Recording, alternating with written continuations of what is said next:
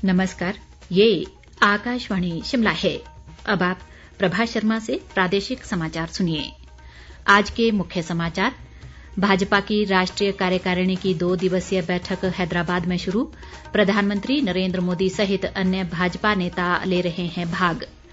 राज्यपाल राजेंद्र विश्वनाथ आर्लेकर ने विद्यार्थियों से पुस्तकें पढ़ने और शब्दों की भावना को समझने का किया आह्वान। सेना और नौसेना के लिए अग्निपथ योजना के तहत अग्निवीरों की भर्ती प्रक्रिया शुरू। और प्रदेश में कल होने वाली पुलिस भर्ती परीक्षा में शामिल होने वाले परीक्षार्थियों को पथ परिवहन निगम की साधारण बसों में निशुल्क बस यात्रा की सुविधा। अब समाचार विस्तार से। भारतीय जनता पार्टी की राष्ट्रीय कार्यकारिणी की बैठक आज हैदराबाद में शुरू हुई। प्रधानमंत्री नरेंद्र मोदी 2 दिवसीय बैठक के सभी सत्रों में भाग ले रहे हैं। बैठक में भाजपा के राष्ट्रीय अध्यक्ष जगत प्रकाश नड्डा, केंद्रीय मंत्री अमित शाह, राजनाथ सिंह, नितिन गडकरी और अनुराग सिंह ठाकुर सहित भाजपा शासित राज्यों के मुख्यमंत्री भी भाग ले रहे हैं। इस बीच भाजपा के प्रदेश अध्यक्ष सुरेश कश्यप, मुख्यमंत्री जयराम ठाकुर, प्रदेश प्रभारी अविनाश राय खन्ना, सह प्रभारी संजय टंडन और प्रदेश संगठन महामंत्री पवन राणा ने आज हैदराबाद में शुरू हुई 2 दिवसीय भाजपा राष्ट्रीय कार्यकारिणी की बैठक में भाग लिया। सुरेश कश्यप ने बताया कि हाल ही में हुए 4 राज्यों के विधानसभा चुनावों सहित कुछ निकाय चुनावों और लोकसभा व विधानसभा उपचुनाव में भाजपा को भारी जीत मिली है। सुरेश कश्यप ने कहा कि बूथ को मजबूत करने के लिए बूथ अध्यक्ष व बूथ कार्यकर्ता से संपर्क करना बहुत जरूरी है। उन्होंने कहा कि राष्ट्रीय कार्यकारिणी की बैठक प्रदेश में इस वर्ष होने वाले विधानसभा चुनाव में भाजपा की जीत सुनिश्चित करेगी।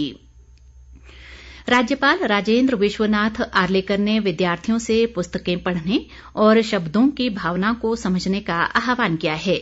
वे आज शिमला में जसवां परागपुर विकास परिषद द्वारा आयोजित विद्यार्थियों के साथ संवाद कार्यक्रम की अध्यक्षता कर रहे थे। राज्यपाल ने कहा कि वे मोबाइल फोन और टेलीविजन के खिलाफ नहीं हैं, लेकिन किताबें पढ़ना भी बेहद आवश्यक है। उन्होंने बच्चों के समक्ष अपनी भावनाओं को व्यक्त करते हुए कहा कि उन्हें बच्चों के साथ पसंद है, इसलिए वे इस तरह के कार्यक्रमों में अपनी सहभागिता सुनिश्चित करते हैं।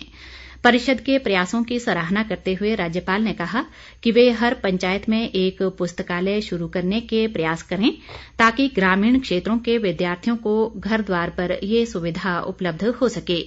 इस कार्यक्रम में भाग लेने के लिए जसवां परागपुर क्षेत्र के विभिन्न गांवों के करीब 188 विद्यार्थी और अध्यापक शैक्षणिक भ्रमण पर शिमला आए हैं। परिषद के अध्यक्ष कैप्टन संजय पराशर ने बताया कि क्षेत्र के 36 गांवों में करीब 2500 विद्यार्थियों को निशुल्क कंप्यूटर और अंग्रेजी सिखाने का कार्य किया जा रहा है।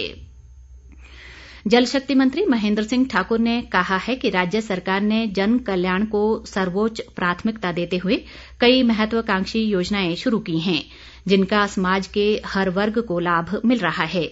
वे आज धर्मपुर विधानसभा क्षेत्र के दयोल, कनोही, घरवासड़ा और कून सहित करीब 18 गांवों में जन समस्याएं सुनने के बाद लोगों को संबोधित कर रहे थे।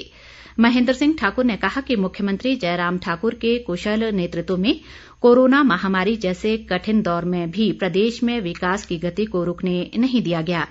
इससे पहले उन्होंने 1 करोड़ 6 लाख रुपए की लागत से द्योल से तरियाला नाला सड़क और 1 करोड़ 4 लाख रुपए से दयोल लहसनी सड़क पर बने पुल का शुभारंभ किया। ग्रामीण विकास व पंचायती राज मंत्री वीरेंद्र कंवर ने कहा है कि प्रदेश सरकार का 4.5 वर्ष का कार्यकाल उपलब्धियों भरा रहा है। कुटलैहड़ विधानसभा क्षेत्र की चताड़ा पंचायत के विभिन्न वार्डों में संपर्क से समर्थन यात्रा के तहत जन समस्याएं सुनने के बाद जनसमूह को संबोधित करते हुए उन्होंने ये बात कही। वीरेंद्र कंवर ने कहा कि वर्तमान सरकार 20,000 से अधिक बेसहारा गौवंश को आश्रय देने के अलावा गौशालाओं में चारा उपलब्ध करवाने के लिए 700 रुपए प्रति माह की सहायता राशि दे रही है। उन्होंने कहा कि कुटलैहड़ विधानसभा क्षेत्र में 4.5 साल में 150 करोड़ रुपए पेयजल योजनाओं पर जबकि 250 करोड़ रुपए सड़कों पर खर्च किए जा चुके हैं। उद्योग व परिवहन मंत्री बिक्रम ठाकुर ने कहा है कि राज्य सरकार हर वर्ग के कल्याण और उत्थान के लिए कार्य कर रही है।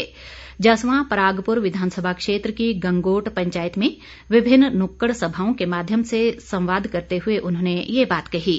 बिक्रम ठाकुर ने कहा कि गांव के विकास के लिए आवागमन के साधन होना बेहद जरूरी है। इसी को देखते हुए सड़क निर्माण को प्राथमिकता दी जा रही है। रक्षा मंत्रालय ने घोषणा की है कि देश की थल सेना और नौसेना में अग्निपथ योजना के तहत अग्निवीरों की भर्ती के लिए पंजीकरण शुरू हो चुका है। योजना के तहत थल सेना, नौसेना और वायुसेना में अग्निवीरों की भर्ती 4 साल के लिए होगी। 4 साल बाद इनमें से 25% तक अग्निवीरों को उनकी योग्यता, इच्छा और फिटनेस के आधार पर नियमित किया जाएगा। शेष 75% अग्निवीर 11 से 12 लाख रुपए के सेवानिधि पैकेज के अधिकारी होंगे। दूसरा करियर शुरू करने के लिए उन्हें योग्यता प्रमाण पत्र और बैंक ऋण भी दिए जाएंगे। भर्ती 90 दिन में शुरू हो जाएगी और अग्निवीर पुरस्कार, पदक और बीमा के भी हकदार होंगे। पहले 4 साल में सैनिकों को 30 से 40 हजार रुपए का मासिक वेतन दिया जाएगा। इस बीच अग्निपथ योजना के तहत बिलासपुर, हमीरपुर और ऊना जिले के सभी पात्र युवाओं के लिए 29 अगस्त से 8 सितंबर तक सुजानपुर टिहरा में सेना भर्ती रैली आयोजित की जाएगी। इस दौरान अग्निवीर सामान्य ड्यूटी, अग्निवीर तकनीकी, अग्निवीर क्लर्क व स्टोर कीपर, तकनीकी और अग्निवीर ट्रेडमैन की भर्ती की जाएगी। सेना भर्ती कार्यालय हमीरपुर के निदेशक कर्नल संजीव कुमार त्यागी ने बताया कि इस भर्ती रैली के लिए 30 जुलाई तक आवेदन किए जा सकते हैं। राज्य के विभिन्न भागों में कल आयोजित होने वाली पुलिस भर्ती परीक्षा में शामिल होने वाले परीक्षार्थियों को पथ परिवहन निगम की साधारण बसों में निशुल्क बस यात्रा की सुविधा मिलेगी।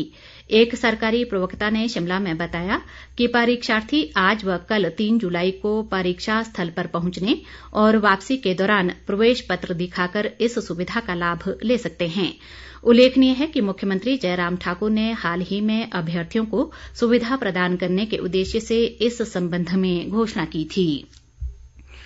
खाद्य आपूर्ति मंत्री राजेंद्र गर्ग ने हिमाचल पथ परिवहन निगम के सब डिपो घुमारवीं के कैश काउंटर का आज शुभारंभ किया।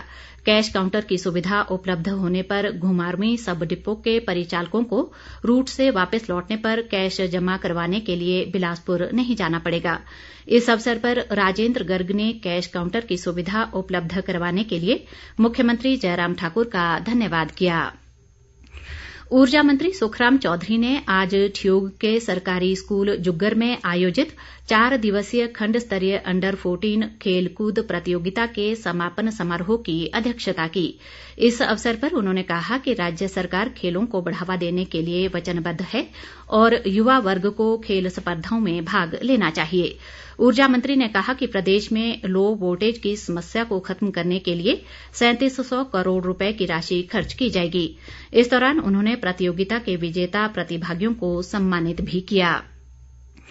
प्रदेश कांग्रेस अध्यक्ष व सांसद प्रतिभा सिंह ने कहा है कि कांग्रेस ने हमेशा ही महिला सशक्तिकरण को बढ़ावा देने के लिए कार्य किया है। मनाली विधानसभा क्षेत्र के जगत सुख में आज ब्लॉक स्तरीय महिला सम्मान समारोह की अध्यक्षता करते हुए उन्होंने ये बात कही।